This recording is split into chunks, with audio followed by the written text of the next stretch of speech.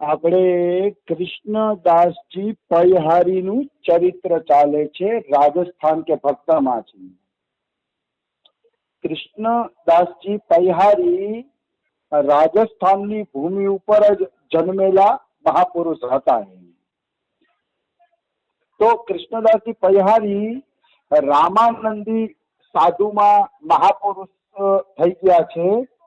અને કૃષ્ણદાસ પૈહારી છે ને, એને દીક્ષા લેવી હતી રામાનુજાચાર્યજી પાસેથી, પણ એમની પાસેથી દીક્ષા ન લઈ શકતા એ ધામ પધારી ગયા. એટલે એમના શિષ્ય લગભગ અનંતાનંદાચાર્ય છે ને, એમની પાસેથી કૃષ્ણદાસ પૈહારી દીક્ષા લે છે. થોડુંક હું ભૂલું છું, એટલે ભગવાન જાણે સાચું ખોટું, પણ થોડુંક ભૂલું છું. પણ અનંતાનંદાચાર્ય પાસે એમને દીક્ષા લીધી કૃષ્ણદાસજી પૈહારી પાસે. અને દૂધ પીને જ રહેતા, એટલે પૈહારી કહેવાના. પૈ એટલે દૂધ થાય. તો કૃષ્ણદાસજી પૈહારી દૂધ પીને જીવન જીવતા અને ઉચ્ચ કોટીના મહાપુરુષ હતા. હવે એક વખત ફરતા ફરતા એક ગલતા પહોંચ્યા. તો ગલતા પહોંચ્યા ને, ત્યાં સરસ મજાની ગુફા હતી. એ ગુફામાં એને ભજન કરવાનું મન થયું કે હું એની અંદર ભજન કરું. વાસ્તવમાં ભજનનો જે ખરેખર જગ્યા છે ને, એ કાં તો જંગલમાં છે, કાં તો એકાંતિક ગુફાની અંદર, કાં તો નદી કિનારે. આવી જગ્યા ઉપર છે ને ભજન વધે છે સંતોની. અને સંતો એમ કે છે કે મંદિરની અંદર ભજન નહીં કરવું, કારણ કે માણસો અવર જવર કરતા હોય. પછી ગલીના ચોરાહા ભેગા થતા હોય, અહીંયા ભજન નહીં કરવું, કારણ કે અહીંયા બજારમાં માણસો અવર જવર કરતા હોય. ગામના ચોરે ભજન નહીં કરવાનું, કારણ કે ગામના ચોરે બધા નકામા માણસો જેને કામ ધંધો ન હોય એ બેઠા હોય. એટલે ગામના ચોરે પણ ભજન નહીં કરવાનું. ભજન માટે જંગલ, નદી કિનારો અને ડુંગર અને ગુફા, આ બધી જગ્યાઓ ભજન માટે અતિ અનુકૂળ છે. નિશ્ચિત, એમાં કોઈ શંકા નથી. અને ગીતાજીમાં ભગવાન કૃષ્ણએ પણ કીધું છે, વિવિધ દેશ સેવિત્વમ અરતિર જન સંસદી. આવું કહ્યું છે. વિવિધ દેશ સેવિત્વમ એટલે એકાંતિક પ્રદેશમાં તમારે રહેવું. અને અરતિર જન સંસદી એટલે વધુ માણસો ભેગા થાય એમાં પ્રીતિ નહીં રાખવાની. એની પ્રીતિથી થોડુંક દૂર રહેવાનું, વધુ માણસોથી દૂર રહેવાનું. એટલે ભજન એકાંતિકમાં થાય. એટલે ગલતામાં એક ગુફા હતી, ત્યાં કૃષ્ણદાસ પૈહારીને ભજન કરવાની મજા આવી, એટલે રહી ગયા. તો 3 દિવસ સુધી ભજન કર્યું. મધુકરી માંગવા જાય નહીં, ભિક્ષા માંગવા જાય નહીં, એવું એનું ભજનમાં મન લાગ્યું. ભિક્ષા માંગવા પણ જાતા નહોતા. આવી વસ્તુ છે. તો એવું એનું ભજનની અંદર મન લાગે છે. તો 3 દિવસ મધુકરી માંગવાનું ગયા ને, તો એક ગોવાળિયો હતો. એ ગોવાળિયાની ગાય એની ટીમમાંથી એકલી પડી અને આની ગુફા પાસે આવે અને આતરમાંથી દૂધને પાડે.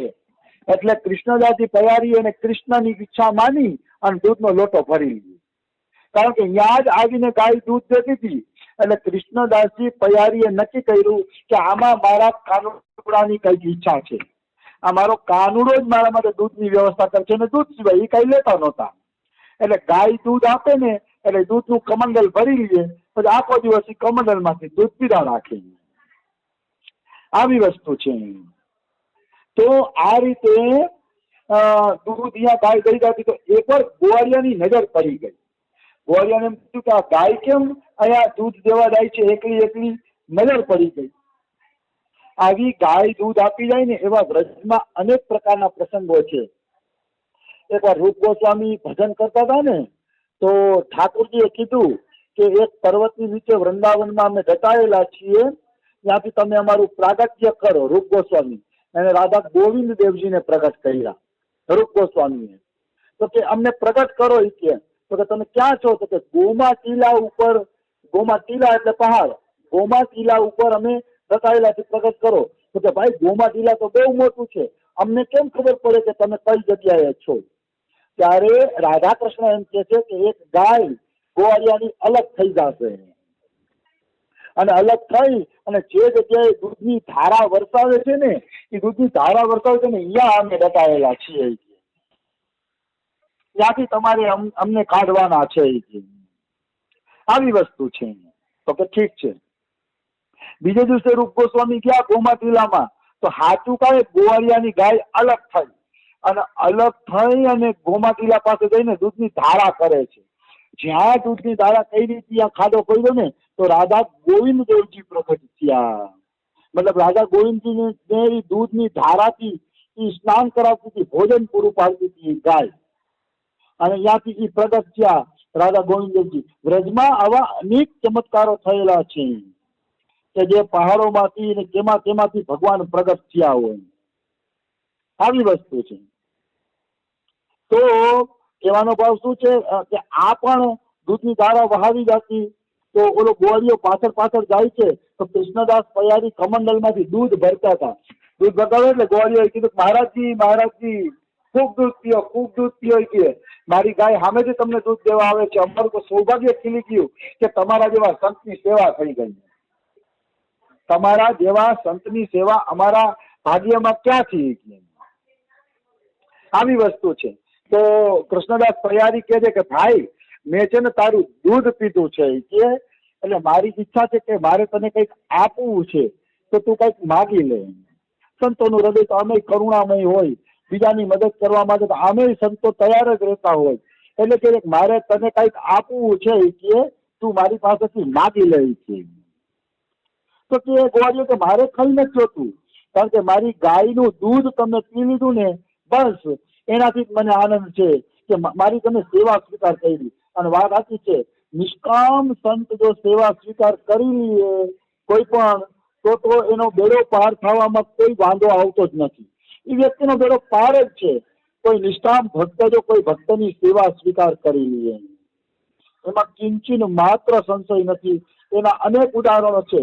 ભાગવતમાં શ્લોક છે કે નિષ્કામ ભક્તોને યાદ કરવાથી ગ્રહસ્થોના ભવન એટલે ઘર તરત જ પવિત્ર થઈ જાય છે.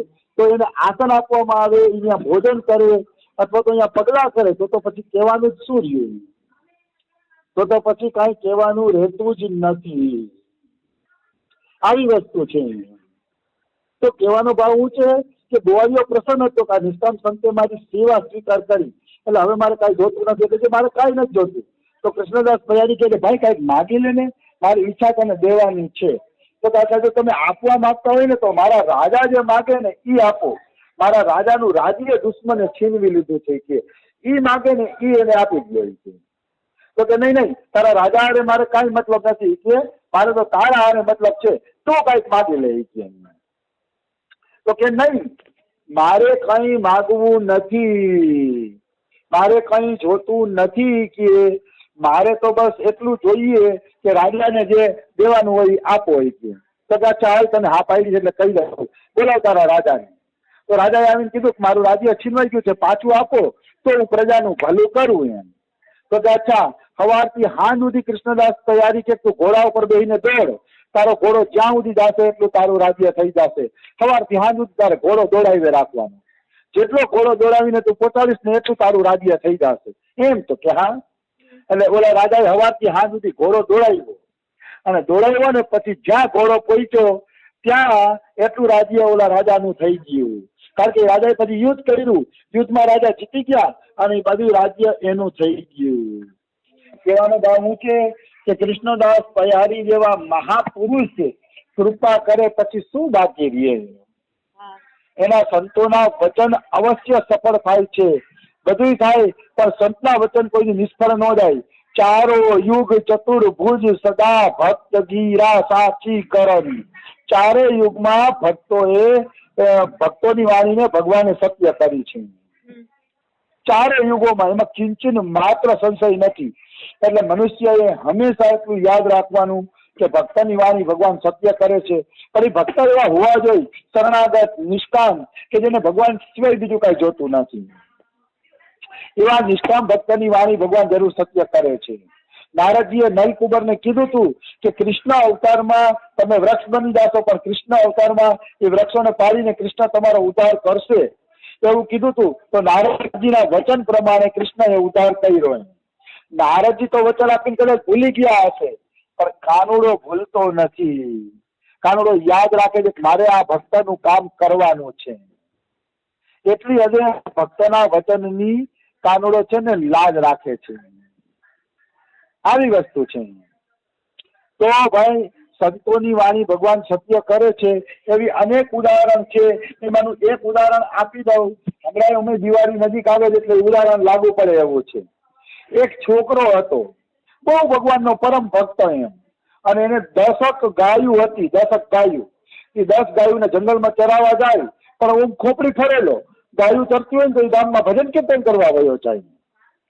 એને ખબર પડે કે ગામમાં કોઈ જગ્યાએ ભજન કે કીર્તન હાલે છે તો વયો જાય, પણ સાંજે ગાયુંને હાંકી અને ઘરે પાછી લઈ આવે।